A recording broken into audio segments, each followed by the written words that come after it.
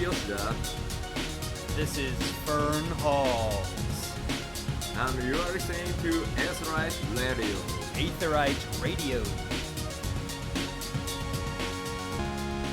Here we go. Sorry, wait. Hello and welcome to Aetheryte Radio, Gamerscape's Final Fantasy XIV podcast. No, this is not Pet Food Alpha Sci Guy, but you know I appreciate that you remembered that we once 11'd. Remember that we once 11'd. Joining me today, we've got Rook, and joining us, we also have Ahro'zi Zhimsa. Did I say that right? Ahro'zi Zhimsa? Yep, that's fine. That's fine, or That's fine, or that's right. Most people just call me Aro. That's all. Aro. You got. Easy. That's it. Done. Aro. Great. They join us from the, oh god, and again, is it Esprit? Esprit. Esprit. Or Esprit. It's French, and I'm not going to ruin the pronunciation. That's how. I just right. call it. As long as you don't say E-Spirit, that one's my favorite. From the Teen Spirit Dance Troupe. No, I kept telling myself, like, okay, before we start the show, I need to double check the pronunciation of this because otherwise we're going to say like E-Spirit from IBM Business or something like. Esprit. That's how I've always said it in my head. Or yeah, Esprit. Esprit. That sounds Esprit. like the name of some kind of little like pixie or. Oh really? Like To me, it sounds Esprit. like if you had like a little water bottle and you're like, I'm going to give you a little Esprit, and then you're like that. When the cats misbehave, you give them an Esprit. Yeah. You give them an Esprit. Oh boy. All right, so we're gonna talk about that, but first we do have some news that we want to go over. Little Ladies Day has been announced this year. It's gonna start on March 1st and go until Wednesday, March 15th. The awards, good job, you earned an award. The rewards this time around are gonna be a dance fan emote, which sounds useful for certain people. Wow, that's what a niche thing. Right? How odd the timing of that. Who would have thought? You get a little wall poster that I can only describe as Final Fantasy XIV Lo-Fi Girl, as well as an orchestrion. So right. Right? You're so right. That's what she's there at the table, right? Like that's what it is. If they ever do an official Square Enix 14 only lo-fi, I know they've done like cumulative series, multiple series lo-fi things. I think they need to just take that and animate it a little bit. I think it'd be great. Oh, that'd be so cute. Yeah. So make sure to do that. Also, coming back to make sure to do that if you have not done it and are listening live on the Twitch. If you have not entered the raffle for FanFest, open up a new tab in your browser. Do it right now because today is the day. If you're listening to this as like a recording and it's like February 20 something else that's not the 25th, you missed it. So do it now. Get a time machine. If you're listening later, go back. Do it today. Yeah. Yeah. Mhm. It only takes like as soon as you click through, it takes like 4 seconds. It's It is super fast. super easy. I was surprised how easy it was. It's just like, okay, log in your stuff, click the button, done. Like, It was, all right. it was too easy. I was like, oh, did I mess up? Wow, beans. I'm glad they sent a confirmation email because I was like, it almost seems too easy. Too simple to be entered into the raffle to be considered to attend FanFest. Right? I was expecting, Yes. okay, click on this button, go to this form, fill out 20 questions, run through an obstacle course. Link your lodestone. Link your lodestones, your sacrifice some kind child. of something. Yeah, soul of firstborn. But no, it's just you click a button. Easy. You click a button and you don't have to commit to buying. So like we talked about, this is literally just to see if you're eligible for tickets. So, if it seems like there is absolutely no way whatsoever that you can go, it's just not feasible. I mean, of course, free it up for other people to be able to get drawn. But if you're going, hey, I'm on the fence, I'm not totally sure if I could get in, I would go, make sure you do it. And Do it. as we checked right before the stream, it's available all day through the rest of the day, today, the 25th, 2/25. So get it submitted, but otherwise you will have no recourse except to hope that there are extra tickets that they'll sell after everybody else has bought theirs and has gotten theirs, because this is the preference. Like, you're a subscriber, you have a registered account, you get preferential choice selection for purchasing tickets. Yeah, I had a heart attack last night when I set a reminder. I'm like, okay, I need to remember to do this, and I log in, and it's like, you do not qualify to get tickets for I'm like, oh no, what? Well, my subscription It stopped. just expired and turned over? Yeah, it just Oh turned my over God. after 180 days, and I happened to not have the Krista in my account, and I was like, oh my God. I was like, what do you mean I can't go?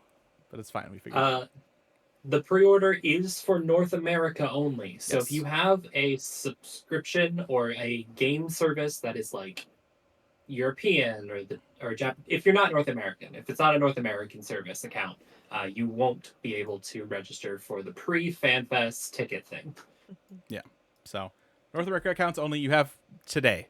That's it. Go do it. I see people in chat. I hope you all, if you wanted to go, that you did this, because this is it. So, and hopefully we'll see you there. Fingers crossed. Also in news this week, Final Fantasy XIV won Online Game of the Year at DICE Awards. So that's cool. Always love seeing 14 get new awards. Heck yeah. Yeah, Then well deserved. If you don't get picked for FanFest and you're like, man, I had all this money I was going to spend in Vegas. Well, the Y'shtola Dolphy Dream Doll, limited quantities back in stock. If you feel like spending, it was like, what was it, like 1,200 euros or something? It's Yes. It's 1,000 USD, I believe, but Yeah. I don't know what it is It's in euro. crazy. If you ever wanted to spend $1,000 on a doll, now's your chance. They're beautiful collector's pieces, and she is adorable. But yes, you have to be willing to pay collector's prices for them. It's such a weird, like, that's one of those things like I would see in like a bedroom, and then like I'd wake up from a nightmare, look over at the shelf, see that, and then do like a second like. It's so funny to me. People find them really weird. Hi, I'm Rook, and I previously owned BJDs, aka ball jointed dolls, which is what Y'shtola Dolphy. I'm glad you spelled that out. I'm like, what the hell is a BJD? I mean, they're gorgeous. Like, some people find dolls, I think, really creepy, and then some of us are perhaps creepy ourselves and just love Fair. them. But I've seen people do such beautiful things with these dolls. Of course, Y'shtola is already painted, customized, and she's meant to be this gorgeous character. They're fully articulated, so you can pose them. You can swap out things like eyes, etc., etc. But I've seen people who really turn these dolls into works of art, and it's beautiful to see, with all the customization and the painting and the artistry that goes into them. Basically just like glamming a character IRL in like a small scale. That's pretty much what it is. Yeah. Sketchy in the chat, reading my mind here. Doesn't even come with an emote for me to justify it. I would love it if you had some kind of little sun emote. You could, Oh my like, God, with that'd it. be so funny. Be so good. You could like point at someone or like shake your head at someone, and there would just be like little sun that would appear in a speech bubble. They should have done that. That'd be funny. But yeah, that's it for news. We did it. That's all the news. So again, this last time, probably not the last time. Go get your FanFest tickets. Enter the form. Hit the button. Do the thing. If Angela Bassett can do the thing, you can too. I don't know. It's a thing I've seen people talk about. I don't know what it is, but do it. Go. Do the If thing. you don't win the right to buy a ticket, the general sales will start, but you have to fight literally everyone all at the same time, like refresh the page kind of spam click. That is gonna be such a nightmare. Yeah. I mean, Oh the my good God, thing wait. is. Oh, go ahead. It's the housing lottery now, so you can place your thing, but then after the bidding period, it's going to be the old housing system where you have to spam click. Yeah, that's correct, and it makes me sad Mm. inside.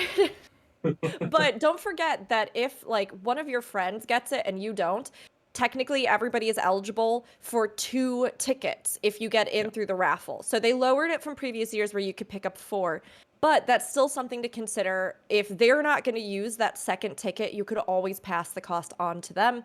Hopefully you trust them, and then you get the ticket and you can go together. But that's something to keep in mind as well, because I know I've been talking to some of my friends, you know, like, hey, if you get it, but we don't, like, you want to work something out here. So Look, we know there's that cute girl you're dating right now, but like they don't need to go to Vegas with you. Like, it's dump her. fine, She right? doesn't play Final Fantasy. I'm more important, right? Your husband doesn't need to go. Oh boy. So yeah, go do the thing. So that's gonna lead to our main topic of the day. We're gonna talk about the Esprit dance troupe.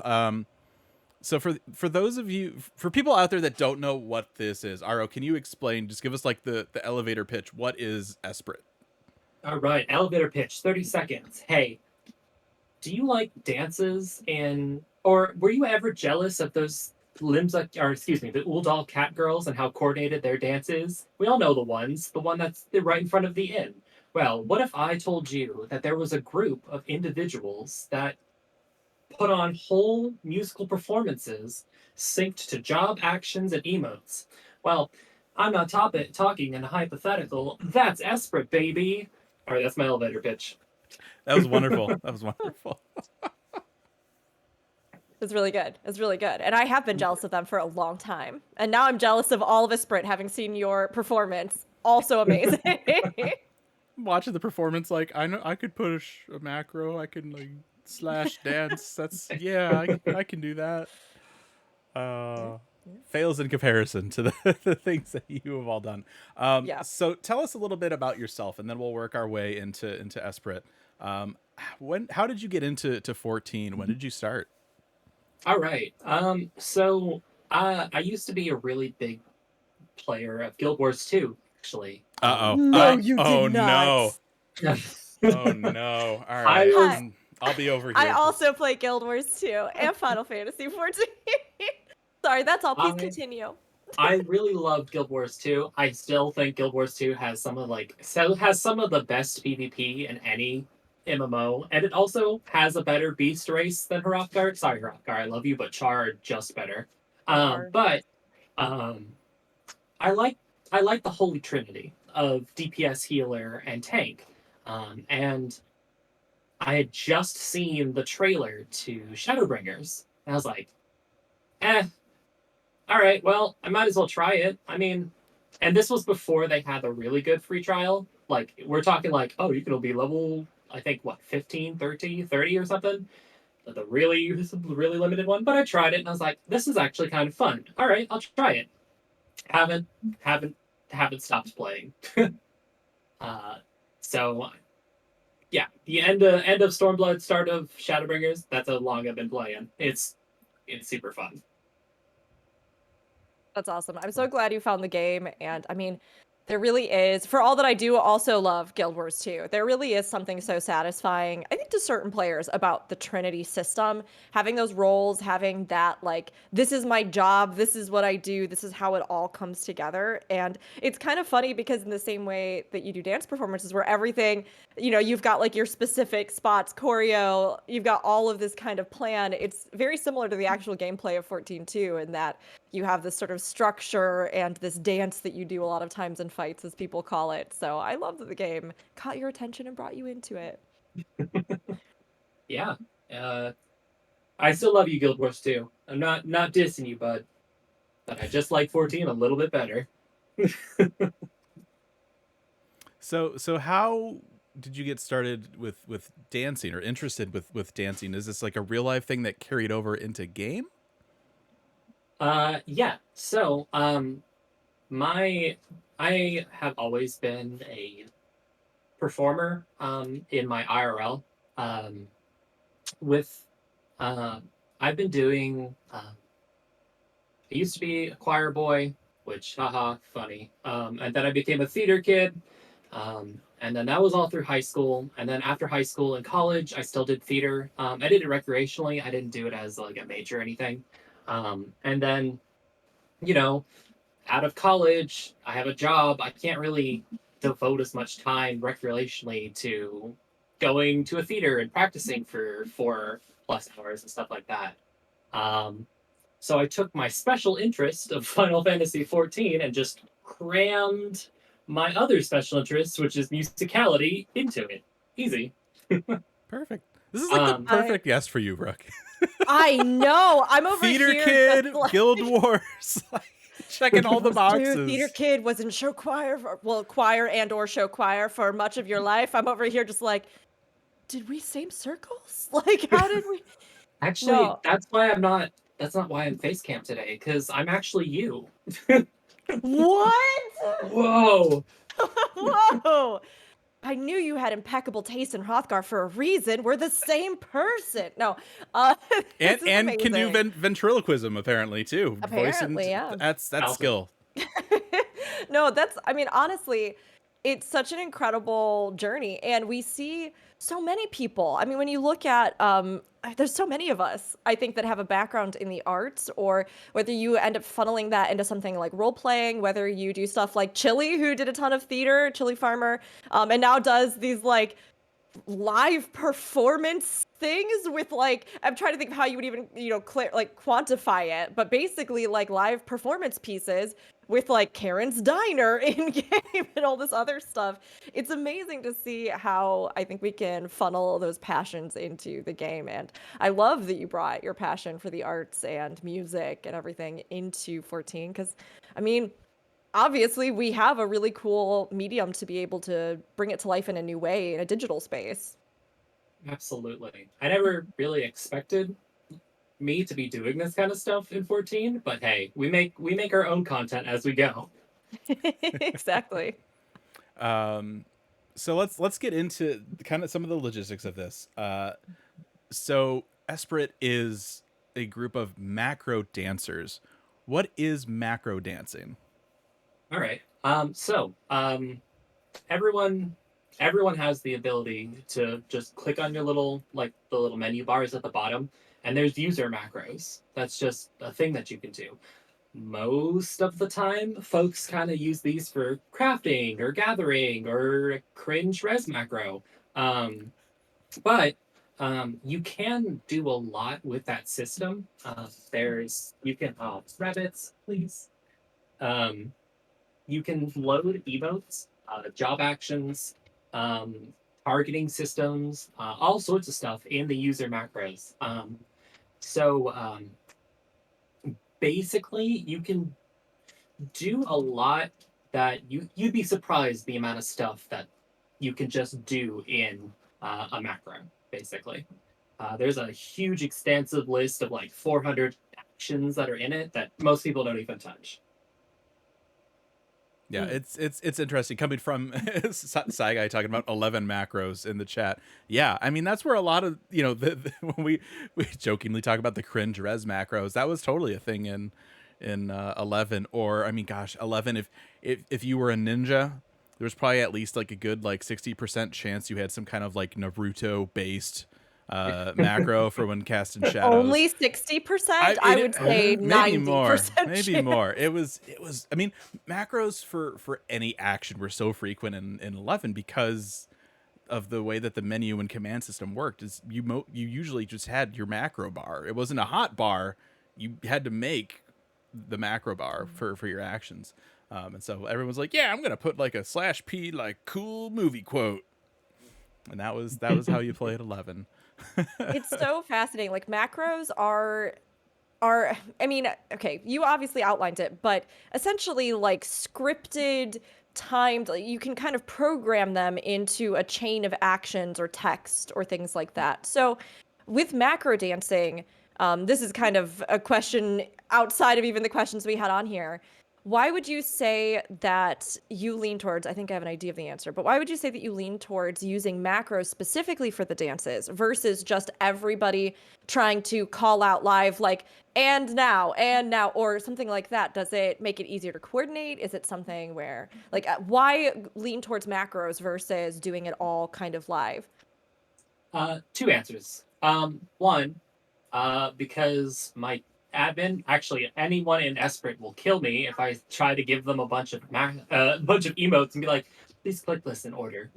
I need you to 200 buttons in order. But also, PS4, PS5, or console players, I mean, they only have so many buttons, only so many hotbars. You can just, you know, just click one thing and it does 15 actions in succession instead of just like, oh, individual click. Now, there is an asterisk to that.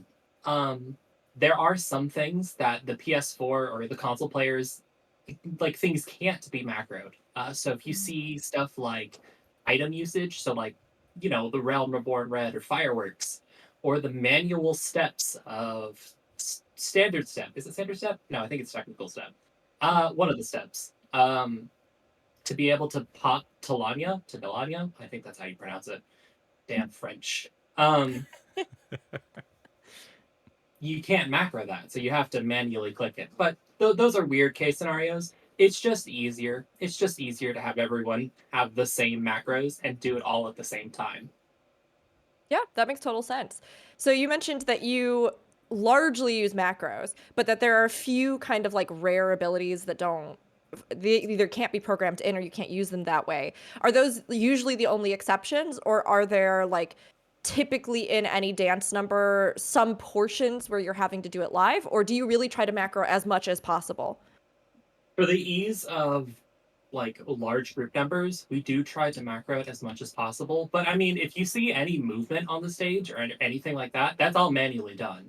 You can't macro like moving around or stuff like that. I mean, then you just be botting, let's be honest. But Yes.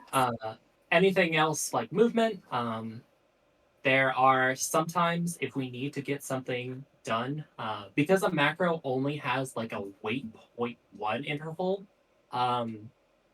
you can't do certain actions without it like looking silly at the end, where you're kind of just like standing out with your weapons, not doing anything.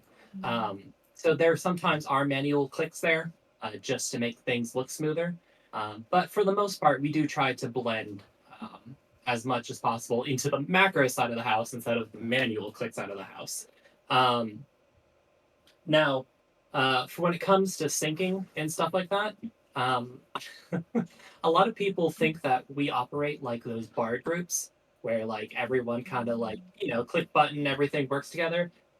No, everyone's actually, sitting at their keyboard or sitting at their console and is in full control of their character. The only thing that we have going is we're in a party and a countdown has started. So like, the battle countdowns? Yeah.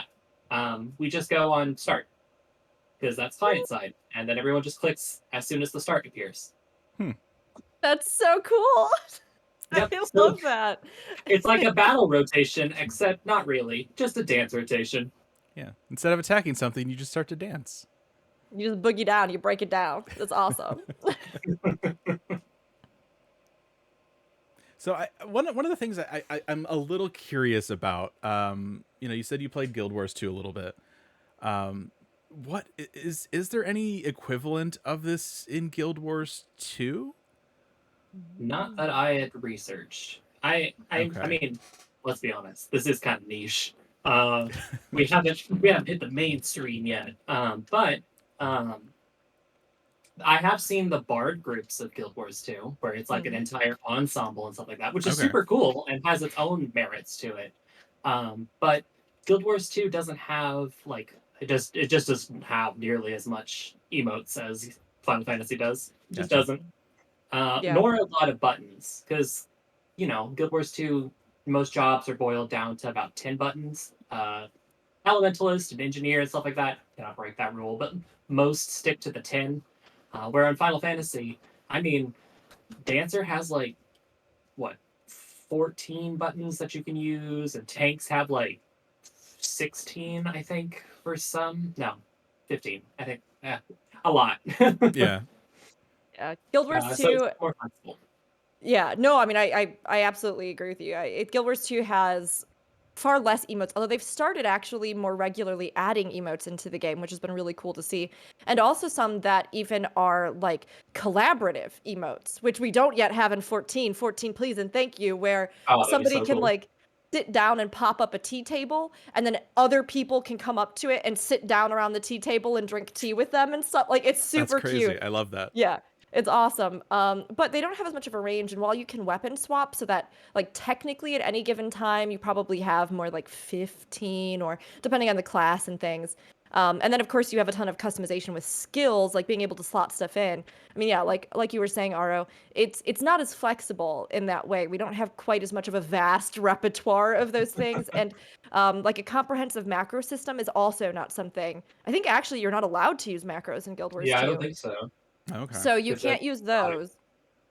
But we do have fantastic musical groups. So we have like almost full orchestras, like where literally groups will get together on huge scales and they can play a ton of instruments together. That's cool. So you get a lot of concerts, but not as many things like this, which is a bummer. We got to keep working on it in Guild Yeah, Wars 2. I've played maybe a few hours of Guild Wars 2, so I was like, well, let's see.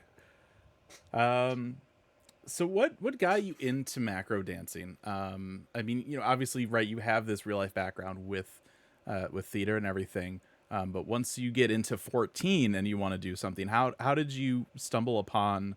Did you try doing it just like using the emotes by themselves and then like kind of figure out the macro aspect of it, or how did that kind of start? So, I like had just started working as a bartender at a a roleplay club and stuff like that. But they had a open stage, and uh, do you know like you do a gear set, like people do the Sailor Moon gear set changes and stuff like Yes, that? yes, I've had a few of those. Yeah. There you go. That's it. That was basically it. But they timed it to music. Uh, so I was like, okay, cool. And you could just, if I did this and branched off of it a little bit more. Oh, okay. Now we have this full song, and like I would like just spice up my bartending at the time. Like if the music was playing, like on the in-game music and stuff like that, I would try to like time things to it. So it was a lot of just like manually clicking and seeing what was like, oh, that's how that works there, kind of stuff. Um, and then it just like blossomed into a whole song, and then blossomed into a bunch of dance moves and stuff like that. So yeah, That's really cool. I love the idea of like the bartender just like doing some dance behind. I mean, Bartender. if the night was slow, what else am I supposed to do? Bartender pours you a Hitting drink. the counter? Nah, that's boring. Bartender goes on break, immediately jumps up onto the stage and On the transforms stage, Sailor yeah. Moon style. Bartender pours you a drink, gets up, and then does the most amazing dance number of your entire life. I would go to that bar every night. So on your website, there's a reference to the Tech Step community. What was the Tech Step community? So TechStep used to be a group similar to Esprit, where it was like a bunch of people and stuff like that. We had originally came together for LunarCon, Okay. not last year, but the year beforehand. And we were doing some venue shows and stuff like that prior to this, to LunarCon. Now, it was a much smaller group. We had I think like 11 dancers, not a lot. But it was it was a lot smaller of a group. And it was basically a lot of the same people that we have now. But yeah, it was just a smaller group, and we were far less experienced than we were now. Gotcha. So when you mentioned on the card like spiritual successor, it was kind of the starting point and evolved into something now later with Esprit, where you can expand it and actually like really start, I think, kind of bulking out the creative vision is the impression that I get, and be able to like really grow it into something distinctive in and of itself. Do you mind repeating the question? Sorry. Oh, sure, yeah. Like, so Tech Step was kind of the like how can I explain this? Like the caterpillar before the butterfly, sort of the Oh, yes. like smaller group initially, but now Esprit is kind of evolving it into its own genre and like a production that you can all kind of create and continue to grow. Yes. So Tech Step was like a smaller, think of it like a small baseball team, but now we're at a point where it's like we Tech Step grew too big too quick, and there was too many chefs in the kitchen. So we broke it down, rebuilt it, and then reestablished it now. That way, it's way easier to supply a much larger baseball team or an entire stadium worth of people. Awesome. Very cool. Nice. So when you put a performance together, what are the kind of things, like, obviously there's a lot of aspects of it, right? You have all the macros, but then there's also costumes. There's where you perform, the stage, the lighting. During Fish Fest, you also had some, text stuff in between each performance.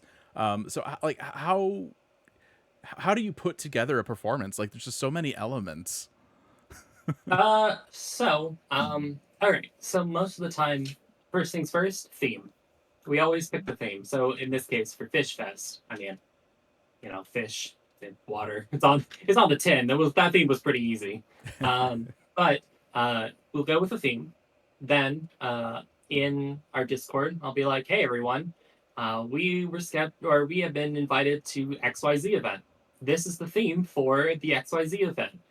React below if you're interested in joining." And then we'll get to people, stuff like that. See our numbers, see our metrics, see how long the venue or the organizers want of show. Most of the time, we do an hour. For special occasions, we'll do an hour 30. So this is like by special request. Then I kind of I make a roadmap of like some deadlines. Be like, hey, writers, write. You have until XYZ date to write something and show me it. Make sure it's good, polished, and then after that we schedule some rehearsals. Everyone gets their costumes and stuff together, and we just go. You'll be surprised that a lot of the quote unquote organization stuff is actually in the hands of the responsibility of the individual. I don't overbear on any of my dancers or anything like that. They're normally self-governing on stuff like that. So I let them decide what songs they want to do. All I do is the theme, and if sometimes the venue owner has like a specific song they want, that. But everything is kind of in their hands. I just go back, make sure it's polished, and then do the networking, marketing, stuff like that. As for the locations and stuff like that, so this venue that we had for the Fish Fest, one of my dancers, Goro Majima, yes, that is their name, and I worked to actually build that stage. We wanted to have it, themed for the Fish Fest, so we made it like a pirate ship that got sunk underwater a bit. And yeah, the staging and stuff like that. Normally, I like to take a look at it myself personally. If I can have a hand in creating it, I will. Just because sometimes we have special effects and stuff that are lit. But most of the time, if you give us like 3 troop stages worth of space, hey, we're good. That's all we really need. Costumes, I leave that to the individuals as well. So the writer normally has something in their mind's eye where they're like, "Hey, I want this for the show." All right, easy enough, and then they just do it. I never push and be like, "Hey, you must wear this," stuff like that. A lot of the time, it's just like, I want a general formal black suit. You can wear whatever suit you want, stuff like that. So a lot of it's a lot of loose stuff, and I think because it's so loose and stuff like that, it helps, especially new dancers and stuff like that, feel more comfortable and at home. Which I mean, then they're not nearly as stressed, so the show looks better. Makes sense. Mm-hmm.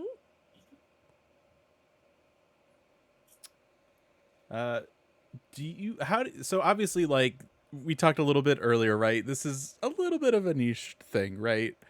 But I mean, I feel like at least in the last few years, I've seen more and more performances in 14. Do you think that live performances, be it like actual bard performance or macro dancing, do you feel like that's starting to become like one of the real big pillars of like the Final Fantasy community? Yeah, I think so. And not to knock Square Enix or anything like that, but I mean, content does come out a little slow at times. We've moved on to a 4 month, or is it a 4 month? Yeah, I think it's 4 months Yeah. development cycle. Um, so I mean, once you get all the content out of the way, what you gonna do in all that the rest of the time? You got about a month of content for you normally. If you're not a raider, even less. Um, then you have about 3 months of doing whatever you want. And I mean, Final Fantasy is known a lot for its roleplay stuff. I mean, I don't know how many videos I've seen of people uh, falling into like a bard group or anything like that, where they just like stop and just like sit around and watch a bard play in Limsa and just like clap and stuff like that. Um, so I think that performances and stuff like that are definitely becoming a cornerstone, if not already. I mean, hey, you'll be hard pressed to go to any city state and not see a bard there. Let's be real. Mm-hmm. But there's also for other types of performances, there are like the Twitch DJs and stuff like that. I've seen a rise of those happening up, which is like it's like the next progression for a club to have, where it's like you can only listen to the Final Fantasy 14 soundtrack so many times at a club and not find it a little tiring. But with Twitch DJs and stuff like that, you can really put a different atmosphere on your club and stuff like that. So yeah, I really think live performances and stuff like that are becoming a big cornerstone of the Final Fantasy 14 community. Like what Fishy or what Fruity says. I mean, it is the downtime stuff that does make 14 unique. Because you don't really have all that much if you compare it to other MMOs. Like Guild Wars has the bards, but I mean, do they have like Twitch DJs or do they have backer dancing or like art parties? I don't see a lot of art parties for Guild Wars 2 in comparison to 14. Like we have so many unique things to do, which is wild that they're all like within the bubble of the game that we can do. So yeah. Agreed. Yeah, there's definitely, I mean, I think every MMO, every online social space where you can interact with people, right? You're always going to find something that people do to entertain themselves, like whether that is just straight up role playing, which Guild Wars 2 does have a lot of, and other games as well. But you're right, like the range of sort of structured social activities or entertainment are very different in games, like from game to game. And I think there's very few right now, other than 14, that have pushed this to this whole extra level where, yeah, it all, I guess, technically falls under the umbrella of role playing because you are playing a role. But I mean, we also do these exact same things in real life. Like you go out, you watch a show, you go out, you watch a dance troupe, you go out, you go to the club, right? But the actual sandbox of 14 allows us to stay engaged with the game in a way that's kind of unparalleled with many other MMOs that are out there. And while people might come up with little activities, I think 14 has really turned it into like a regular staple. If you look through the party finder lists anymore, you'll see advertisements for bars, for clubs, for performances. If you go to different zones, you'll hear the shouts for them. We have these in-game conventions, which are like the entire everything from LunarCon, like you mentioned, to Fish Fest, to all this stuff, right? Like I can't think of any other games that are putting on something like this to this kind of extent. And I think it just goes to show that players really do want to have a social hub in 14 alongside a content or, a story hub. And I've said this and I will continue to say this, like that kind of content is evergreen. You can make your own content limitlessly when you're using that kind of sandbox. Whereas you will always run out of story. You will always eventually do all the clears that you want on a fight. And maybe you're still optimizing, or maybe you're still whatever. Maybe you're getting gear for alt, or maybe you just do it for fun. But there comes a point where almost everything else has a finish point, an end point, or you wait long enough that something new comes out. Whereas this kind of content and this sort of entertainment is really something that can be endlessly made on demand at any time by the community itself, which is so cool. Yeah, I couldn't agree more. It's funny because I mean, for a while, I mean, and still probably right. Yoshida always has that kind of message of like, well, you know, it's fine if you want to like sub, do the patch, and then unsub for a little bit. That's fine. He should say, well, once you're done with the story, join a dance troupe, go start a in-game convention. Like, Yeah, I mean, really, honestly, Yeah.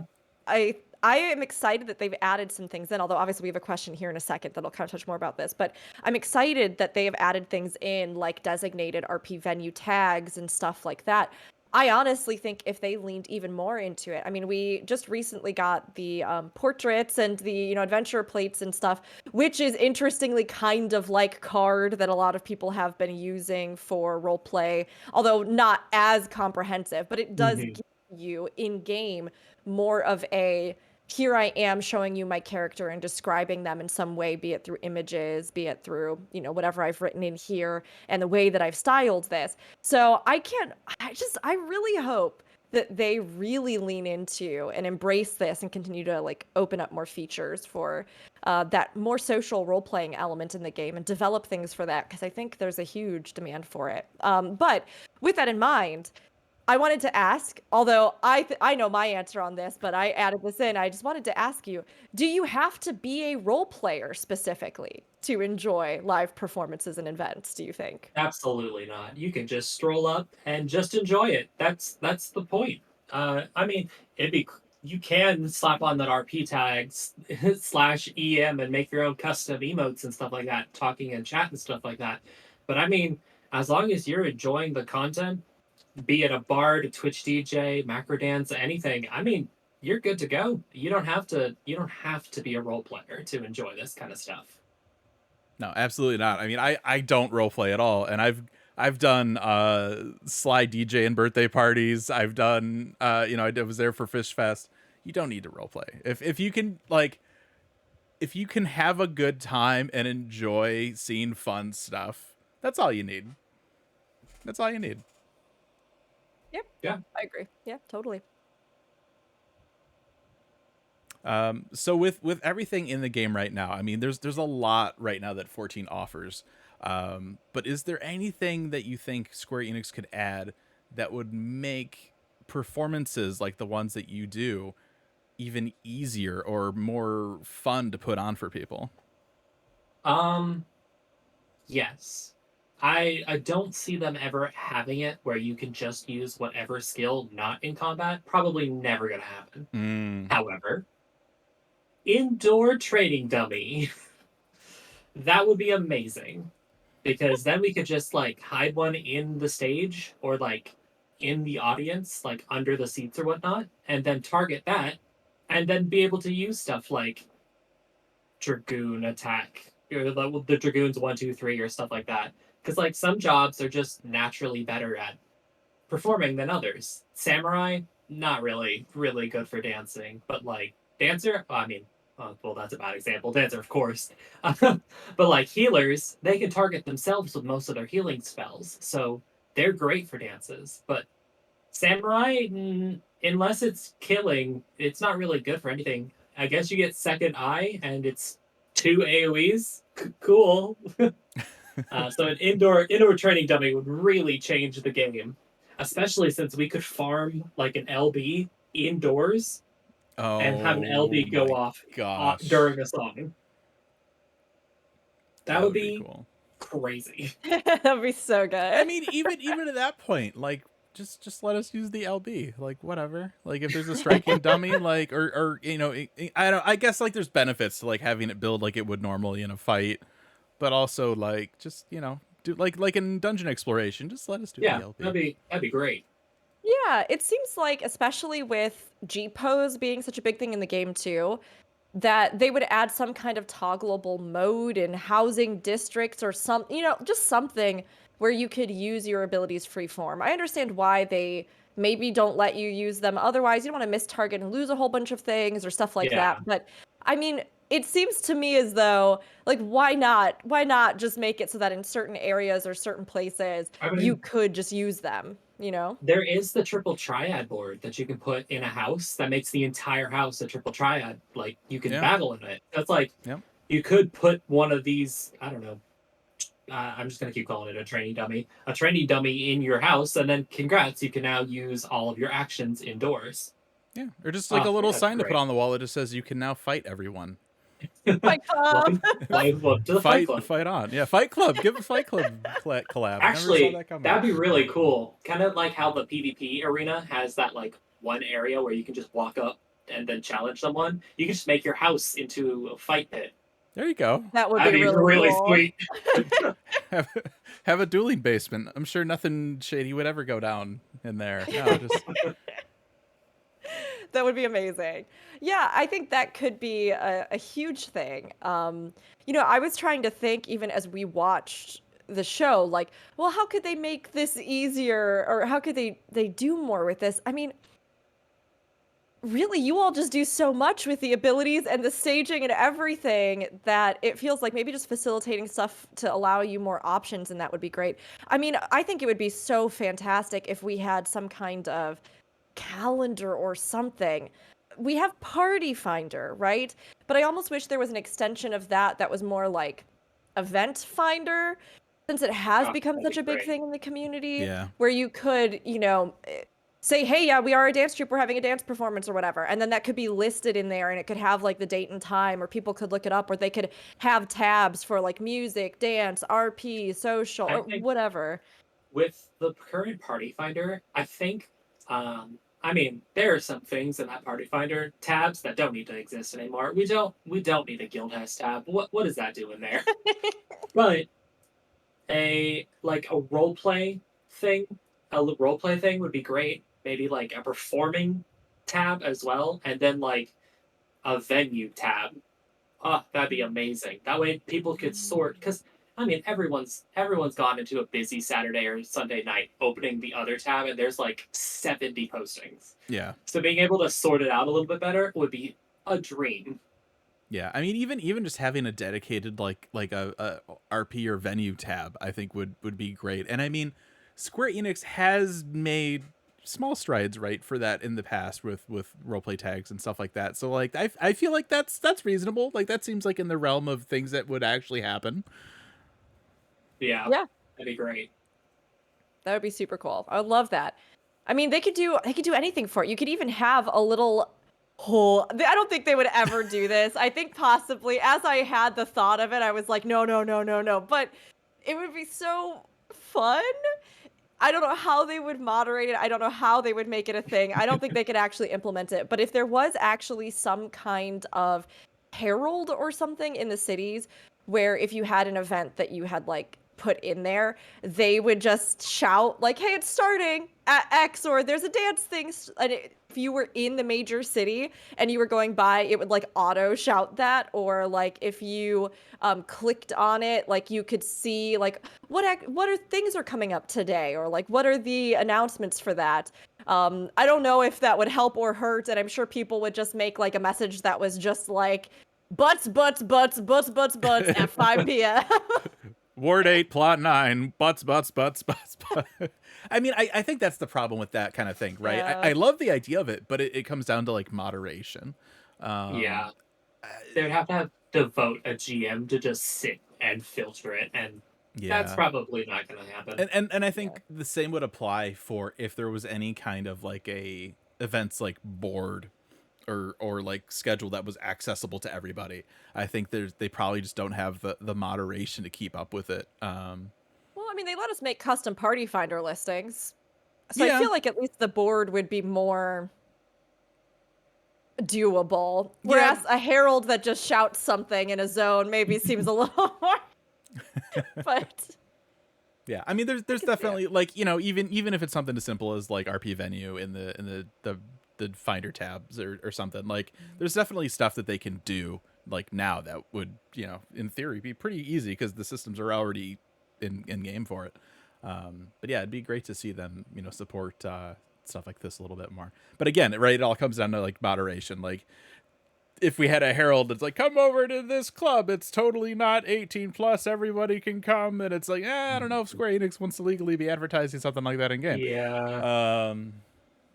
So there's a lot of like little things, but I think venue tab, yeah, like that sounds fantastic.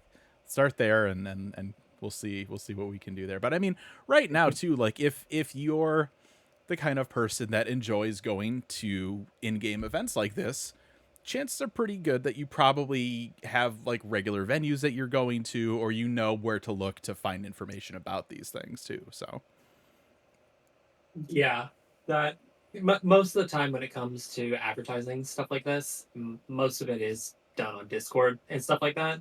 Only because I mean, you can only advertise so proficiently in the Square Enix party finders. right, yeah. Yeah. All right. Let's see. Where were we at? Okay, so Esprit. We talked a little bit about the tech step community. But just as Esprit, how long have you been performing?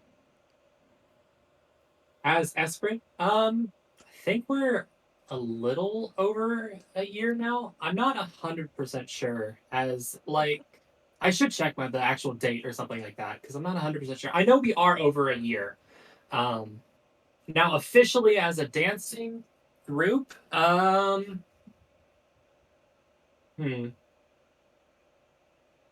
was our first big show? I think Macrocosmos was our big first show. Truthfully, because it's like that. When I say big show, I mean like the big. Not we're hosting it, not like at a venue. So I would say about a year, year-ish, year and some change. But the concept of macro dancing, that's been existent for a while. The person that had taught me, or the person the person who had taught me, which was back with the I've just been told that March of 2020 was when we were founded. Cool, thank you. But yeah, so the person who had taught me, so back when I was a bartender, actually has been doing it even longer than I have. They, oh man, what? 3+ years or something. So the art predates me. I just decided to make a big community out of it. Truthfully, if it wasn't for them, I don't think macro dancing would be on anyone's radar. So shout out to you, Vix. Yeah. So 1 year and some change. Correction. 11/18/2021. Aha! There we go. There we Someone go. got me the exact date. I just love like the role play in world canon, like bartended some guy just shows up at the bar one day, sees you kind of moving into some music. It's like, I see you have what it takes to You have potential. You have potential. I will train you. I will train you. Macro dancer. That's so good. I mean, it's amazing that this art form, honestly, is relatively so young in the community, because it feels like, I guess, as we have seen this shift to interest in these kinds of events, it feels like it just so organically came into the scene and people were like, this is a thing in our game. And I've heard people talking about it left and right. I've seen snippets. I mean, obviously, all the performances you did for LunarCon, we saw publicized a lot, and same with Fish Fest. And now being able to even broadcast it and get streamers that are, broadcasting these events and these performances, I think it's reached an audience even further. But it is funny to hear that, really, all things said, it's been relatively recent, because I think it's already had such a big impact on the community for it to have happened here, and for this group in particular to have come about in the last year or so. With some of that lead up with TechStep. It's really been so cool to see it integrated and just embraced by everybody in such a short span of time. To say that we hit the ground running would be an understatement. It was like we hit the ground and like we've been transported at the speed of light across distances. We have been constantly working. And I mean, we're not done yet. So with with Tech Step, you said, I think you mentioned you had 11 people at Yes. that point, and then you just grew so much so fast. How many dancers do you have now? At the time, I say, opening up my phone and browsing over to the dancer I tab. totally have one this number. moment. Hold on. Hold on. I would say we have people who write songs would be 22. So we have a small process where it's like you evolve from a novice, which is like, oh, let me get my toes wet, practice writing my own solo songs, or like I play in the background for a little bit. And then after you've done that for a little bit, you can evolve into a dancer, which is the tag for that. So we have about 22 now that have the dancer role, that all write their own stuff and things like that. As for as for novices, we have quite a lot. I mean, we're constantly teaching people how to do this and stuff like that. I don't know, like 50 or something. Wow. 59. Yes, thank you. So yeah, we have a lot of people now this time. That's awesome. Yeah. But a lot of the people that actually are dancers now also predate me as well. They kind of merged in. There was a dancer known as April Cleo. She danced way before I did. And then there's also, oh man, their name is escaping me. I am so sorry. If it dawns on me, I will shout it out later. But there are people that are part of Esprit now that are further are more experienced than I am. I just play as the organizer. That's it. It's grown a ton, but it's great to see that you have so many people who are like learning it, ready to step up, supporting the efforts of everybody else, and then having performers so that as you keep getting asked to do all these performances, you can have it all covered, but also get to share why this can be so fun with a lot of other prospective dancers and kind of embrace people in that way so that they can also connect with it and get to further this in the greater community in 14. Absolutely. It's a really big, happy community, basically. That's awesome. So we talked a little bit about all the different kind of components of a performance. How does the group come up with the choreography? Because it's not just the macros, it's macros and also job abilities and also there's so much, right? It could depend on like the kind of venue you're working on with lighting, and there's so many elements. Like, how do you figure out how to come up with the movements for all that? I would say this is actually by a per person basis. I know some people, like myself, like to just load up a hotbar and just go click, click, click, click along with the music until I find something that fits the vibe. I know some people, and I'm gonna call out my entire troupe. I'm so sorry in advance. That we can't listen to regular music anymore, as we are always picturing, like, how we would break this down into a dance or something like that. Like, it's like we're making AMVs except in game.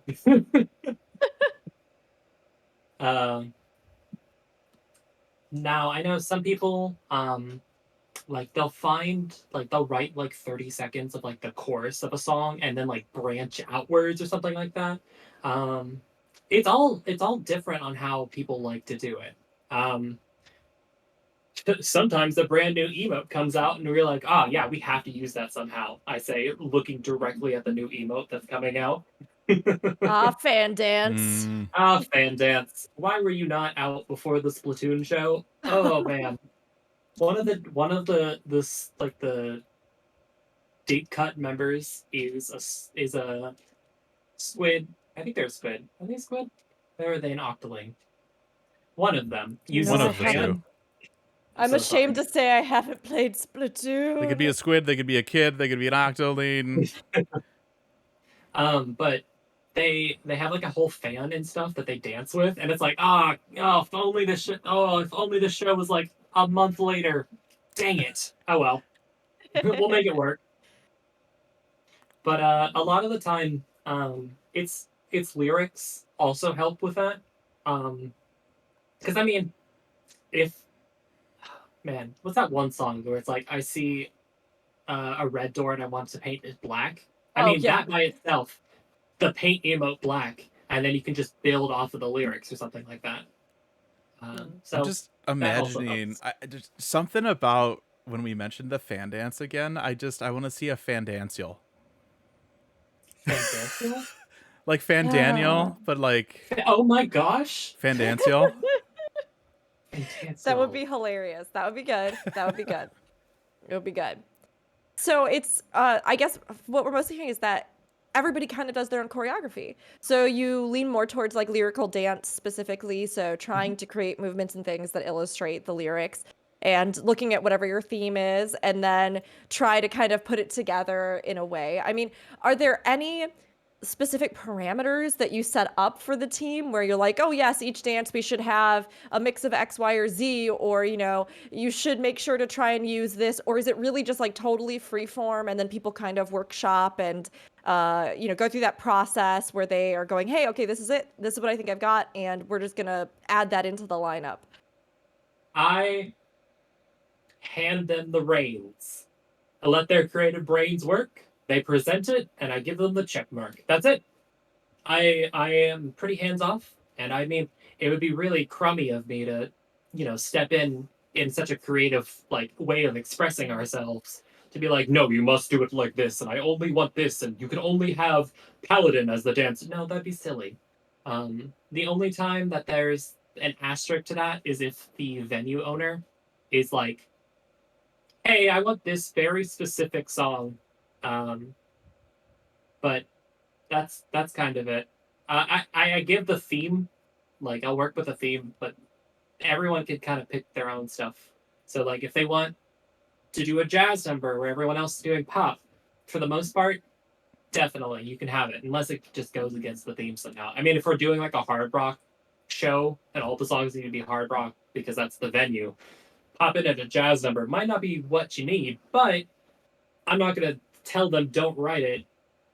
Well, I'll definitely find a jazz venue or something like that for them to use it, so nothing goes to waste. As for oh, no, I've lost my train of thought. Oh well. No, that was a great answer. That was a great answer. Everybody just has free creative freedom. And I really like that you brought up the fact that like not wanting to get into people's creative process, right? When it comes down to it, we're all playing a video game. Like we're all just doing something, probably because we just want to relax. We want to engage with our creativity. Maybe this is an outlet for it. We want to do stuff with friends. We want to enjoy music. We want to have that escape, that moment, and we want to like make other people have a fun time too as well. And even in role-playing groups, this is something that I think is always so important to keep in mind. And I love your approach to it because it's like, really, ultimately, we're all here to enjoy ourselves and have a good time and do something creative. So let people do that. Like, there's no reason that you should be like the rules police and how you can have fun and be creative. And Yeah. I think sometimes you see people get really intense about that in spaces when in reality, it's just like, I don't know, let people do things and have fun. Yeah. Just let them have Yeah, We're all fun. just here to have this fun. isn't a job. This is just for fun. I'm gonna help you out however I can. I'm not gonna twist your arm or anything for it. Love it. So earlier, we talked about all the different people in the group, but you also mentioned a team of writers. Um, is there a lot of collaboration between the writers, or is it like, here's the theme, we have this amount of spots where we just need something? Like, how does that process work for the writers? My community is always chomping at the bit, it seems. They're always like eager to get into stuff, or at least to write things in that. Like, well, I won't spoil what for the April show, but I was discussing the themes. I think we already have a show like worth of numbers that they have already decided to write, and I haven't even posted the signups. They're just that eager. They Oh wow. love working among themselves. Like, if I'm writing something, or like if someone else is writing something and someone wants to like bounce off of each other, absolutely they can bounce off of each other. Even some songs, there's two writers actually writing it at the same time. Oh man, I don't know how to pronounce it. I'm so sorry. I think it's in English called The Celtic Woman, Oh, Celtic Woman, which yeah. is, yeah, the one from that we did for Fish Fest, with the three auras, female auras in the front. That was my favorite one. They were all so good, but I loved that one. That actually was two separate writers. So the front row writer was one person, and then the back row writer was one person, and they kind of just worked and blended their stuff together. Same thing with the Calamari Incantation, the second Splatoon song. That was two writers. It was the trio in the center, so the first group that sung the Splatoon songs, and then the Squid Sisters. So the Here and the Catboy that came out, that was a different writer. So two different writers, they always work together, and everyone loves bouncing the ideas off of each other constantly. So it's great. Um, but it's all volunteer too. So if they don't really want to work together, they don't have to. Or if they don't want to write at all, I don't go to my dancers and be like, you must write. If they're not feeling like a theme or they don't want to do a show, they don't have to do it. Gotcha. Yeah. Yeah, the banter and the little bits in between were so cute. And the actual dances themselves, I mean, I was blown away. We'll talk about this more a little bit later too, but this is actually the Fish Fest performance was the first of your performances that I had seen in like full detail beyond just like a clip or a mention or a description. And it was the first time I'd actually been able to attend one. And I was completely blown away. The attention to detail, I'm using little quips and exchanges, the setup for the different songs, the ways that you kind of creatively explored using all these different effects was just phenomenal. Like I was delighted. I was literally sitting with Zanidra and Aldino, and we were just giggling delightedly into the microphone the entire time. You weren't there, Fusion, because you got off comms. I was still sitting there. You watched, but you weren't giggling in delight with us. I mean, I was. My wife wanted us to watch too, so that's Okay, how we had to make it work. All right. I was sad I didn't get to hear your delighted sounds. Fusion. They were like, Sounded a little weird, but that was excellent. It. Good. That's the sound bit for you. There it is. Thank you. It was everything I hoped and more. Fusion had to go watch on the TV in the living room, so he abandoned those of us who were in Discord at our PCs. So sad. I love listening to people's reactions to our stuff and things. It's so funny. It was great. We had a great time. So it's really interesting to get to hear more about how you all bring it to life and how that collaborative process works, from the actual kind of hosting element with the dialogue and the character RP to the performance and the dances themselves. Really neat, really cool. Everybody did a great job. You're all awesome. It was so good. I'll make sure everyone knows if they're not already in the chat. If you're a dancer in the chat, you did good.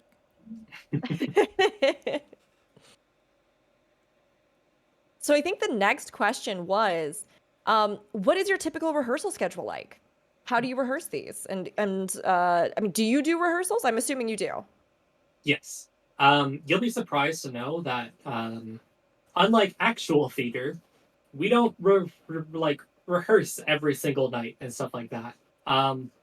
You might be able to glean by some of the weapons and stuff that you saw in the performance themselves. But I mean, we have ultimate raiders, we have regular raiders, we have people that have jobs, stuff like that. So we actually don't rehearse all that often. With Fish Fest, I think we had 4 official rehearsals, as a dress style rehearsal where it was like everyone all together. Everyone all together was like an asterisk and people at work, but that's not here or there. As for the rehearsal as in for each song, most of the time I leave that to the writer to organize. So most of the time they only run it maybe once or twice, so like 30 minutes in and out, easy. Here are your macros. Do you have a costume? All right, 3, 2, 1, click. Let's run through it. This is your starting cue, and then we'll do that. Basically, the small little rehearsals before the big dress rehearsals, and then we'll just run through the entire set list, see where the timing is, see if there's cooldown issues, stuff like that, and then afterwards, that's it. We present it. It's pretty self-automated at this point. That's actually wild to me. Can I be pretty honest? wild that it kind of is just like, all right, here you go. All right, 30 minutes, an hour. All right, we're done. And then we can just show it off. My like theater background makes me go 30-minute dress rehearsal only, and I'm just over here like, oh no. But it does make sense because, like you're saying, if you've already gone through the process of doing all these macros, one of the big advantages of using those too, like if you've gone through the process, right, that should just work for everybody. So you've Basically. got it. The import, you just give it to everybody. Everybody has that. And then really just figuring out, like you're saying, where do I park my character? Where do I move my character? Let's make sure this all works and that I didn't mess something up for the different roles, that the macro doesn't look like there was a goof or something didn't happen the way we wanted it to.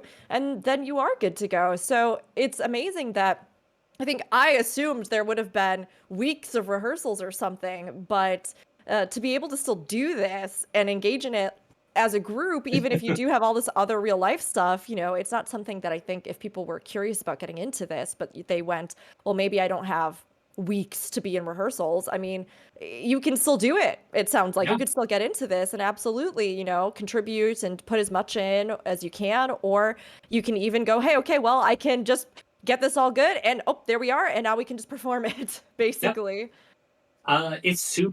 It's surprisingly easy to be a background dancer, or someone that you take their macros and go off of that. As for writing, I mean that one takes a little bit more time as you have to like test each little part and stuff like that. But for being a background, yeah, you just here's the costume, here's your macros, here's your starting cue, and go. Nice. I know I'm making it sound pretty easy, and it is easy to a point, but anyone that wants to learn how to dance, hey, we do lessons all the time. Give us like an hour, we'll teach you how to do it. Easy.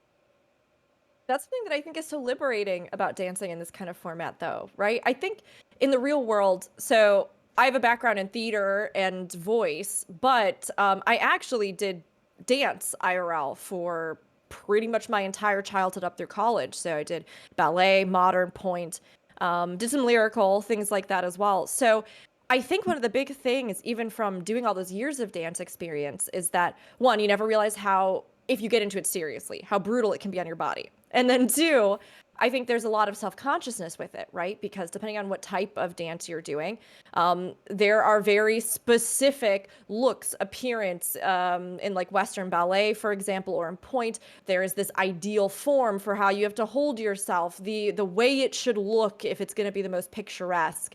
And I think that in and of itself can be a huge hurdle for a lot of people. Maybe I want to dance. Maybe I want to engage with music. Maybe I want to evoke something in music, but I literally can't. Or I like, you know, I feel really awkward about going out and doing it. Or I don't have the physical strength for it. Or maybe a style of dance that I would want to do, people would think they would have preconceived notions about it, or they would think like I was always way too tall in ballet. And I remember how revolutionary it was to me when somebody told me, oh no, there actually are really great tall ballet dancers. And I had been comparing myself to all these adorable petite people for my whole life. Like, why am I such a monster? I'm a huge giant and I knock everything over.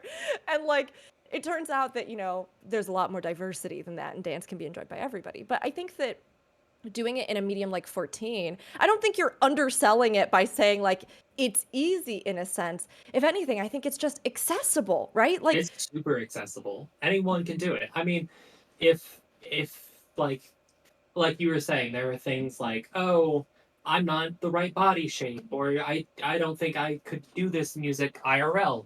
Well, with 14, you're just a silly little avatar on the screen. You can do whatever you want. Um, and it's super nice to be able to offer a platform like this, what Esprit is, to everyone to be able to use in a way to express themselves, as they might not be able to get that in their regular day-to-day lives. Like, oh, I work the graveyard shift or something like that. I can't ever make rehearsals or stuff like that. Don't worry, I only need an hour. Boom, there's a stage. Get on it. Yeah, that's so cool. That's so cool. I mean, I guess as we go back to even thinking about your troupe and everybody that's a part of it, with the intro, everybody had a moment where they got to talk a little bit about their character, right? Their personality, the character that they're bringing to the stage, the dancer, our avatar, like you're saying, your little avatar in the space, and you make him dance. So I actually wanted to ask what role in character personality plays in performances. Do like dancers script their dances around that concept? Is it primarily just about, well, we just bring the dance to life as it is, and then maybe we do a little flavor dialogue? Or is it something that people even try to work consciously in for how their character dances, engages with the dances, doesn't engage with the dances? Does that make sense? Yes, yeah. The stage persona. So yeah, when it comes to like our songs and stuff like that, you our writers are encouraged to add their own little flares and stuff into it for the personalities and stuff like that.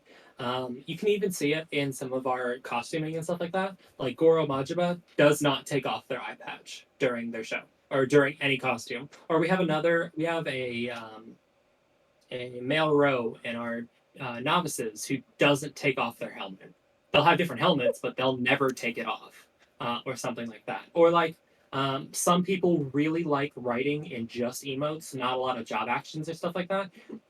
Sure, that's how they like to write. That's how they do their own personal flares into it. There you go. Um, it you can tell, like, if I was to, I don't know, Fantasia into a different race, change my name, stuff like that, and just pretend to be someone else, but I did one of my songs, people would pretty easily tell, that's an Aro song. Aro wrote that. Or the song choice that I picked. Oh, that's an Aro song. Yeah, I can see that's probably that's an alt of Aro or something.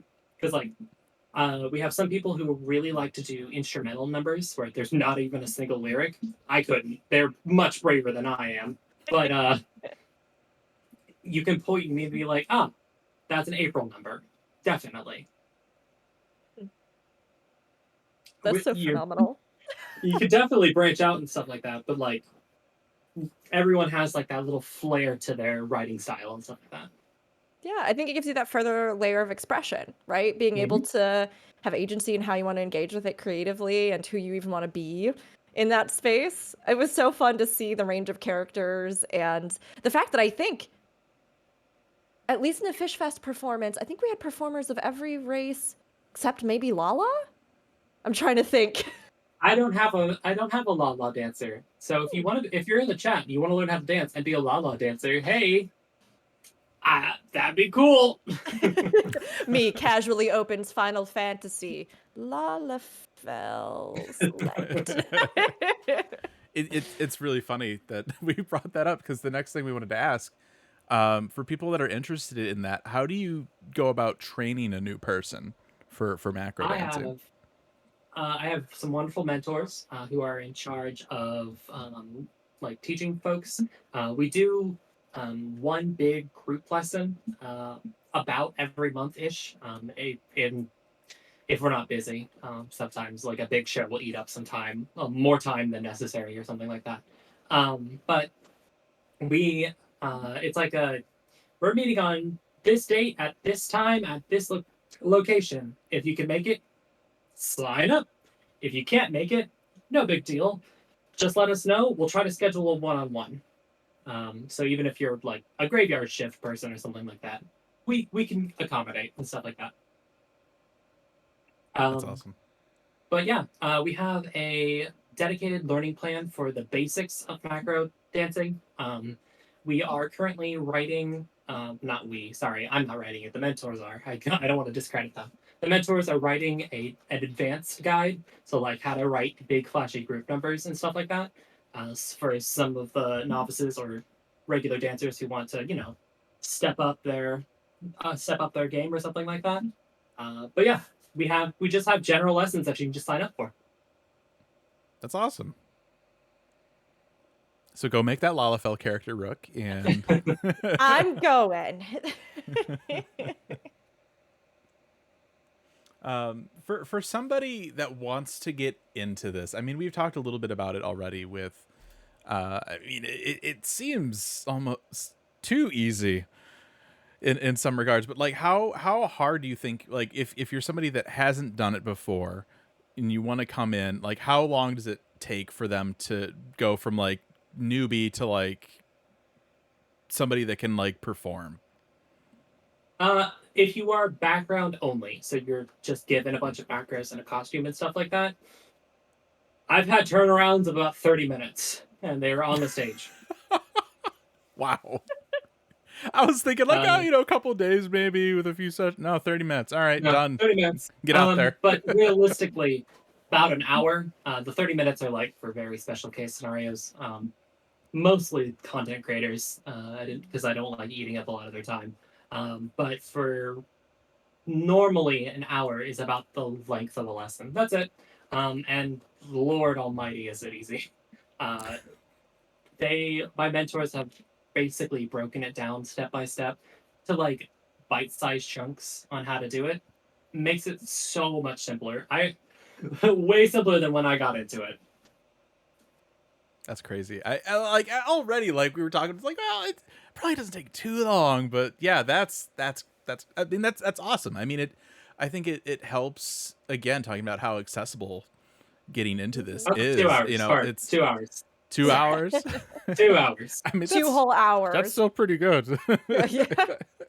I mean, yeah. I think a lot of people would go, oh, that would be cool to do, but I don't think I could ever really learn it, But to have that kind of accessibility, and then also to have with the troupe those who are so willing to teach, and whether it's just for somebody's own fun, like maybe you just want to do dances and you want to take little videos of them to share with your friends or something, or it's to more seriously get involved with, Esprit, however we're going to pronounce, to get more involved and like actually, hope to work your way through with the troupe, or, get to the point where you could perform with the troupe.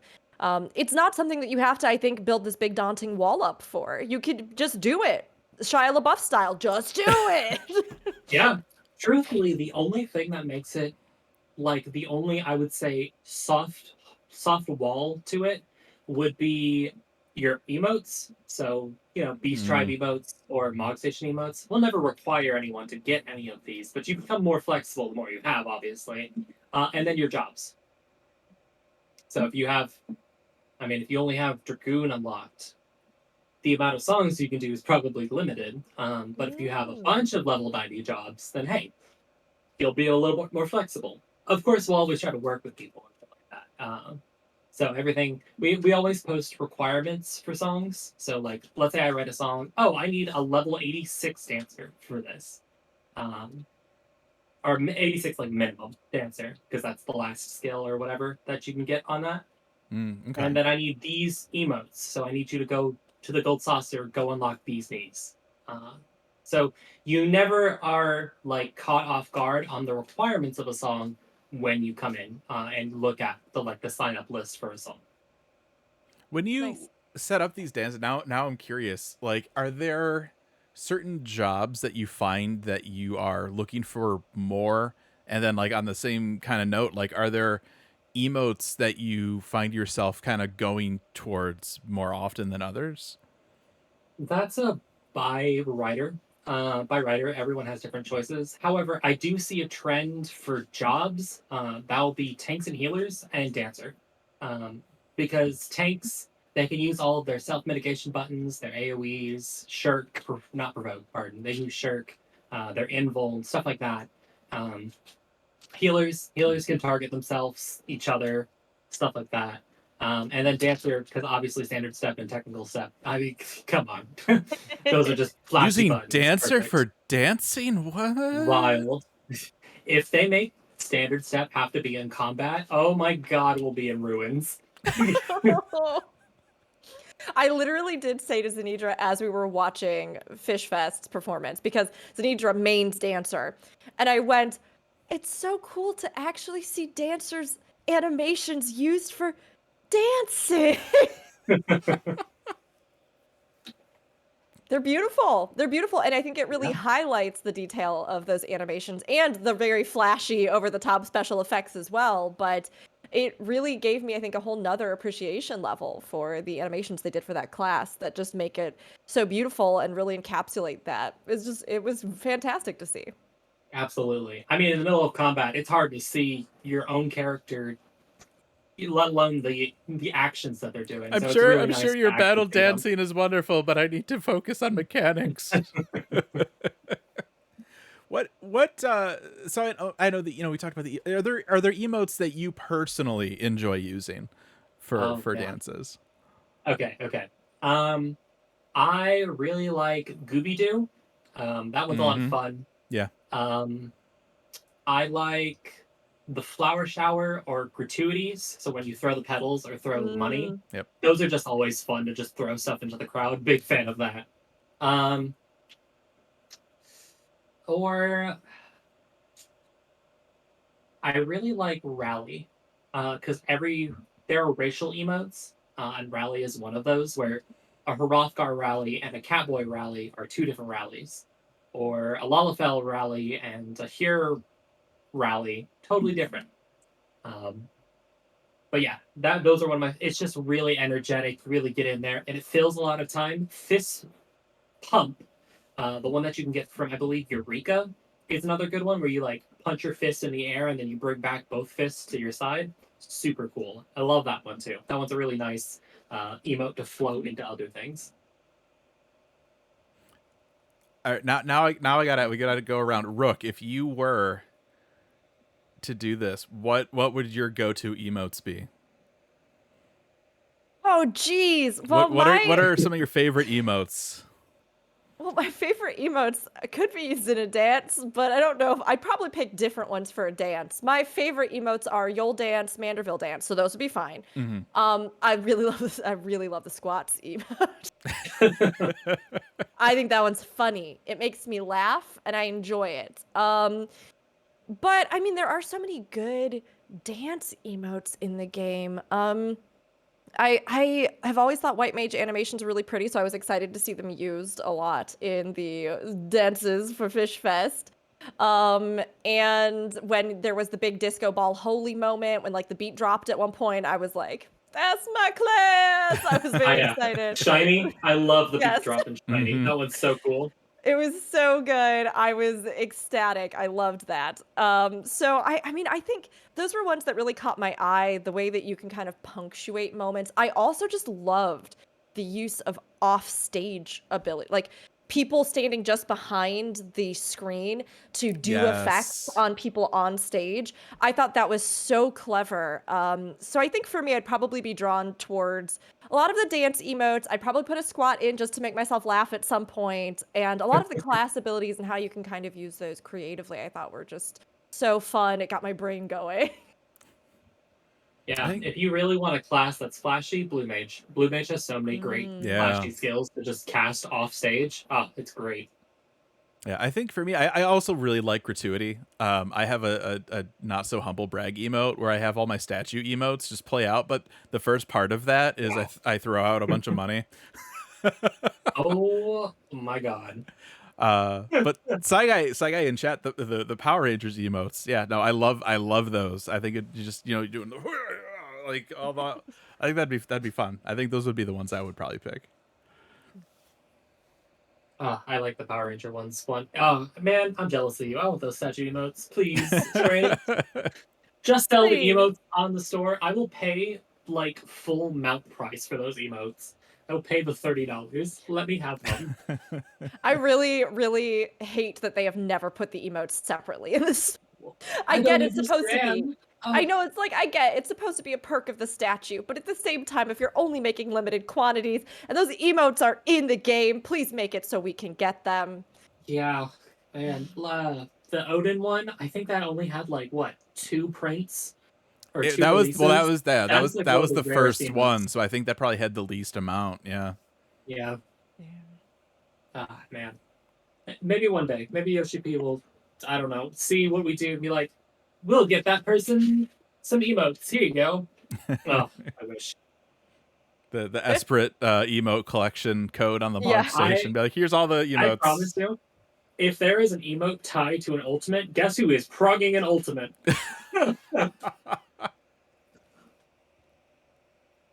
Oh, so good. I mean, we kind of already were talking about, or at least I was nerding out about how much I loved your Fish Fest performance specifically. But since we did get to go to it, I wanted to make sure that we got to talk about it.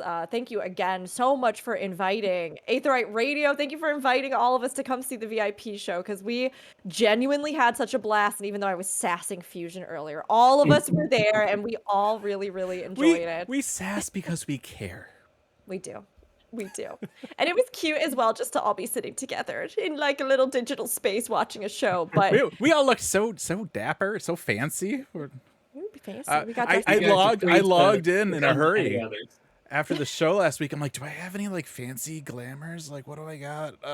This one looks like a suit and tie. Sure, we'll go with that, I guess. What were you saying, Ahro'zi? Hey, any future show, if you guys want to come to it, just let me know and I can see if I can't get you on that VIP list. Ooh. We would love it. It was so great. And the venue, I know we already talked a little bit. You talked about how the venue was made, and I think it was you and Goro that built it. Is that right? Yep. Yeah. It was the details, phenomenal. The little like treasure chest. I was blown away by the water reflection that you had on the walls as just like a subtle lighting touch for the stage. All of it was so well done, but there was one specific thing that the whole time we were so curious about, which is how you make people disappear through the floor.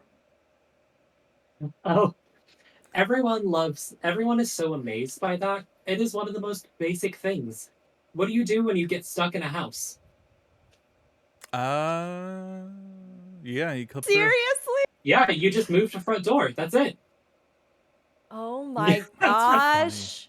Some people think we just log out. Like, I love that, but I don't think we'd be able to get into the next song if we logged out. But no, it's just, move to front door with timing, of course, but that's it. That's hilarious, because I wasn't part of the cool people Discord call during the performance. But no, me and my wife had the exact same thought. How'd they do that? They were there, now they're not. What happened? Normally we get a big flashy emote that blocks most of our body, and then we time it, teleport as soon as it fills up the entire That's space. amazing. That's so good. We were theorizing that it was something about the fact that the venue had the actual stage like vaunted up into a fake upper story. And we were thinking, oh, maybe there's something you can do that makes the game like plummet your character down through the floor, like in the housing, in the menu, or in something with the abilities, or with. I was thinking maybe something weird with like rescue and clipping and verticality and just go to door. I assure you, all of our effects are practical. We don't use any third party, no nothing. It is just stuff that the game has. That was great. It was a great effect. This entire show, it's like, oh man, this must be so hard to do. They must do all this crazy stuff. No, it's like super easy. We can teach you how to dance in like 30 minutes. I love it. I love great. that though. I love that though, because the effect that it has is still impactful, right? It doesn't matter if it's as simple as go back to the door, because it is still delightful. Like that was really the major word that I could take away. I cannot remember being genuinely so delighted by something where I just was surprised constantly in the best of ways. Oh my gosh, they just did. Wait, but hold on. Where'd they go? Where's like, oh, that ability was perfect here. This was so great. What? Or just the little things like that, the funny little comedic moments, or so for the low effort or the creative and innovative ideas that go into it, it doesn't make it any less impactful to the audience, which is so phenomenal. I don't want to discredit that. We do have some cool tricks that we use. We have to move to front door, but some jobs like Monk have Thunderclap, or Black Mage has Ethereal Manipulation, Yeah. whatever the one where you move to someone. We Mhm. do have some songs where we'll use those to get on and off stage. I don't know if you saw it, but the footfalls that we did for LunarCon last year, during the Storm and Blood segment, we have two monks thunderclap in from off stage onto the center to perform the rest of the song. Or during what is it?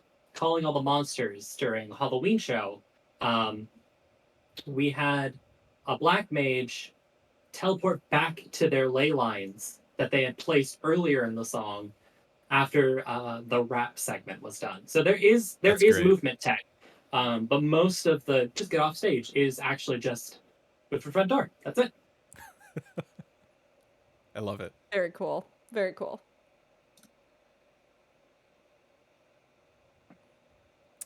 So for Fish Fest, obviously, right? We had the theme, fish, water. I mean, how do you go about with, from that point, selecting, you know, the different music and stuff? Because like there's a lot of options out there, right? I mean, how do you narrow it down? So originally, what I'll do is we'll do hey, there's a show coming up. This is the theme. Think of some songs, and then people will just randomly post like songs and stuff like that. From there, my community just naturally makes, I don't know, they'll take a bit. They'll think of a bit in a song, like the ugly crab outfit that I was wearing for Under the Sea. I was like, I could probably make a crab. Oh, wait. Yeah, let me just do Under the Sea. All right, easy. And then just go from there. So normally it's just taking a bit and just going with the bit. That's great. Yeah. Yeah. I mean, they were so fun. I mean, all the dances were great. All the dances were great. Even the Splatoon ones, and I didn't realize they were Splatoon until a little bit in, and then Aldino went, "This is Splatoon," and I went, "Oh." Meanwhile, chat was losing their minds because it was Splatoon, Yeah. and I was just like, "I don't know this one." Is But- my headphones broken? I can't hear. What's up with the lyrics? Oh, yes. But the range of songs, I mean, I think my personal favorites from the performance, I mentioned already the Celtic Woman one was so clever, and I loved all of the ways that they brought the whole scenario to life, and the music was so lively, and a lot of those effects are great. Shiny also just had great moments with the astrologian. I was Yeah, cackling. that was a really great use of Astro. So funny. So good. I also particularly loved I believe it was one that, I'm trying to remember, one that you were in. It was one of the pirate songs. Maybe it was the sea shanty mix. It had all the very rugged pirates. That's the way I would describe it. how many Rugged dancers? Was it pirates. 3 dancers or 5 dancers? I want to say it was Fusion. Do you remember which one I'm talking about? I want to say it was 3. Oh, I can just actually pull the video up. I have it here. But it was rugged pirates. It was not the one that was it was not the full sea shanty mashup, because that had the feminine pirate captain, right? It was the Yes. one that was like very, very rugged pirates. Oh, you're probably talking about Shiver My Timbers from the Muppets movie. Oh, it was that one. Yes, it was that one. Yeah. Yeah, that was Goro's. I really loved that. I thought it was so cute. I really loved it. It was excellent. They were all so good, though. Fusion, did you have any favorites from the show? It's funny that you were talking about the Splatoon one and how you were talking about it on comms, because this is a Nintendo household. And so as soon as that happened, I was like, oh, they got like Callie and Marie, and like, this is great. Like, we were all like, we knew exactly what was going on. So I think those for me, because I just, there was obviously like recognition with the music, but then like being able to easily like also like recognize like characters and stuff. I also loved the costume for Patrick when that showed up. Oh, Just the sexy Patrick from the end. Yep. It's so good. Oh, that was really good. That was a highlight. Agreed. Oh boy. Oh boy. Yeah, it was just fantastic. I mean, this kind of ties into that same theme, but were there any dances from the show that you were particularly proud of, or that you felt like, oh, we tried something new in this? Or I won't make you name favorites because Yes. that is Which one never, was you your know, favorite child? Okay. From a technical aspect, I really liked Splatoon, the Calamari Incantation 3 mix. There was a lot of movement and stuff for that song. Because the Squid Sisters and Deep Cut, not me in the back. I was playing big band. All I had to do was yell dance. But everyone else, they had a ton of movement and stuff like that, which, whew, that's a nightmare sometimes, especially with ping. I liked Celtic Woman. I liked that it was two separate writers on that. That's super cool. That they wrote basically two songs differently, but they matched up. Um, However, I think my absolute favorite song, in retrospective to how like the community liked it as well, I loved reading the comments about Ocean Man. That one was so funny. But Sweet Victory, hands down, so funny, so funny. Everyone lost their mind. It was so funny. Oh man, and the technical aspect of everyone throwing just random fireworks and stuff. None of that was planned. They were just spamming buttons. That's great. I thought for sure it was planned. For Nope. sure. It was excellent. Those were all great. That one was fantastic. I loved the use of fireworks in it because that was something I hadn't even thought about, and I immediately went, oh, we should start like a collection fund so that if any of us end up with too many fireworks, we just give them to the dance team because I just dump them every time. I just am like, garbage for you. I Excellent. usually at least have a stack of like Realm Reborn Red in a retainer somewhere. I don't know why. I just usually do. But I loved, like, even like from behind the curtain, you could see the that going off, and I was, oh, it's so Yep. good. Yep. It was excellent. It was a delightful show. So Congrats to all the performers. You did great. It was so fun. And I mean, everybody was enjoying it, whether they were in the audience or they were in the more remote audience watching through Twitch.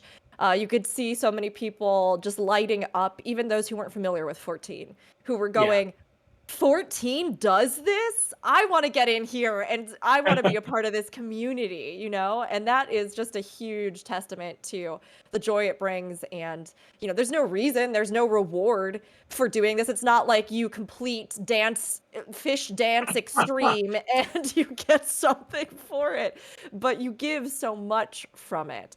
It's a reward to the people who get to see it and get to be a part of it. And it's so fun. It really was, honestly.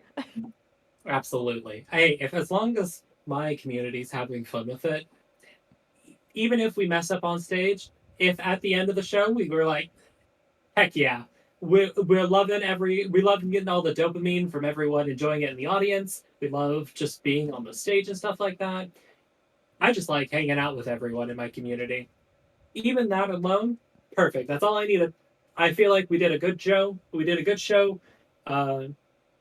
And I couldn't ask for anything more.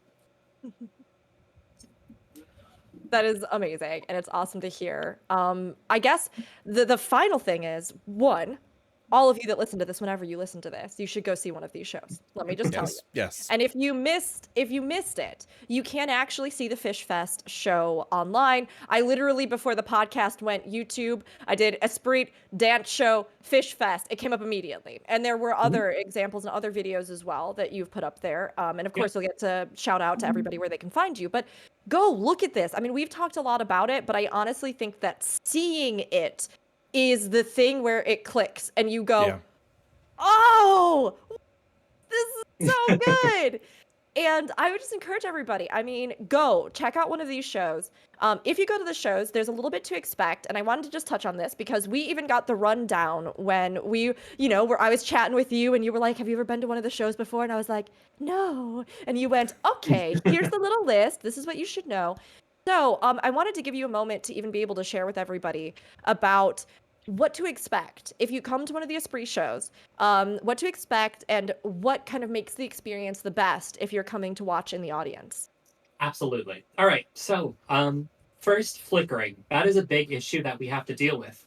Because, I mean, this game can only render so many characters on screen at once. That's why we limit the amount of seating to about 60 folks. So, don't take it personal if you have to sit outside. We can only, have so many people inside.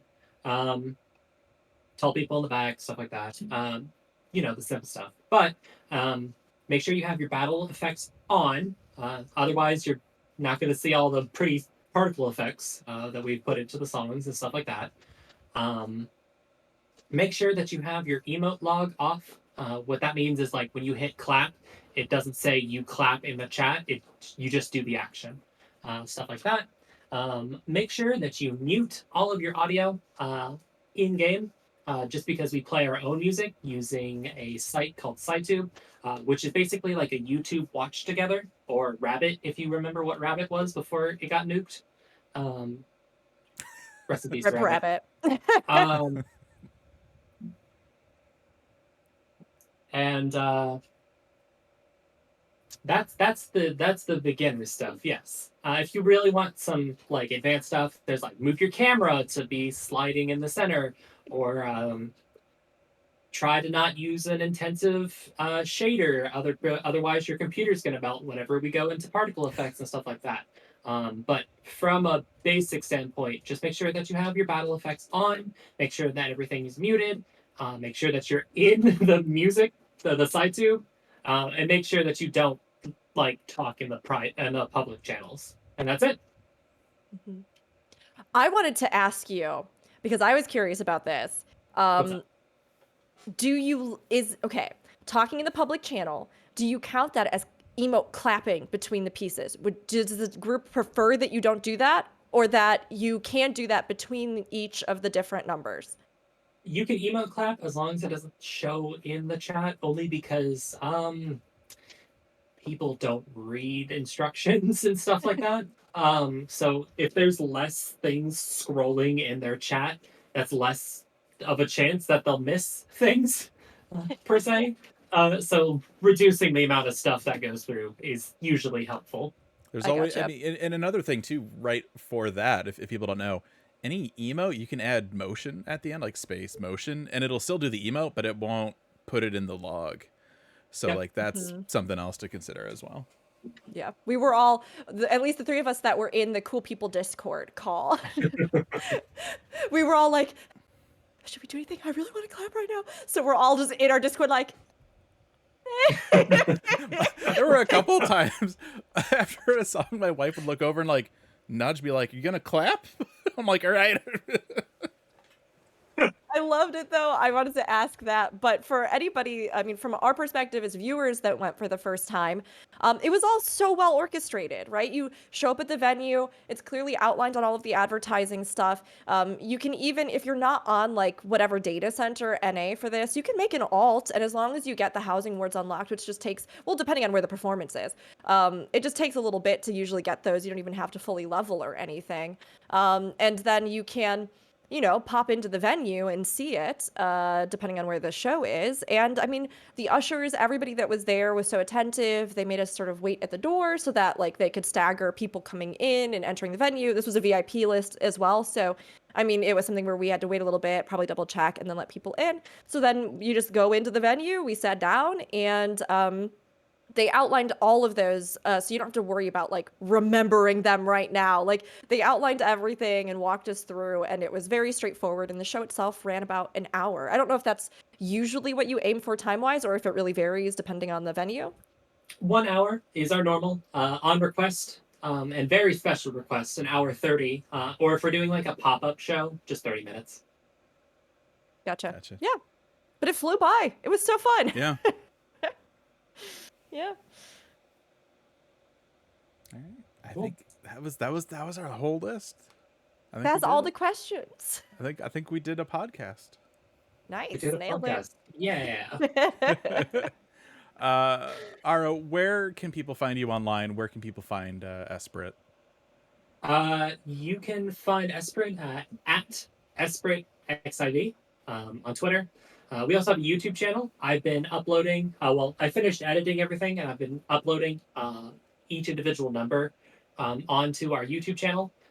They're in like different locations and with fancy set pieces and stuff like that, in comparison to just standing on the stage. And then come Monday, I have a VOD compilation of different points of views of the show, of streamers who were streaming, of the full show. Kind of had to dance around DMCA muting a bunch of stuff. So take that as you will. But hey, I did my best. That's all you can do, honestly. For any of us that create on any platform, DMCA is the great foreboding, worrying. Oh, God, Lord, yeah. Yeah. Very cool. Make sure. Oh, God. If you're interested, we recently were able to get our hands on our own venue, actually. So we have our own large now. And come March, about I think the second-ish week of March, we have our own show being hosted. It won't be to the same scale as one of our big shows. But hey, if you want to see us live, you can come to our shows there. So keep your eye out on Twitter for any shows like that. As for in April, we have a super serious, definitely not a joke show. That'll be on the 1st of April. That might be in consideration if you want to see some absolutely professional, no jokes, no lollygagging, nothing. Just that most seems serious dancing. What do the kids call it? That seems sus. Seems like. Absolutely. You know what? I'm gonna allow myself one little curse as a treat. That seems like bullshit. No, nothing. Absolutely not. I would never lie to you. All of our dances will be the most serious dances ever. Okay, sure, yeah. April 1st show, yeah. totally serious. I'm sure it's fine. I'm sure it'll be fine. Absolutely.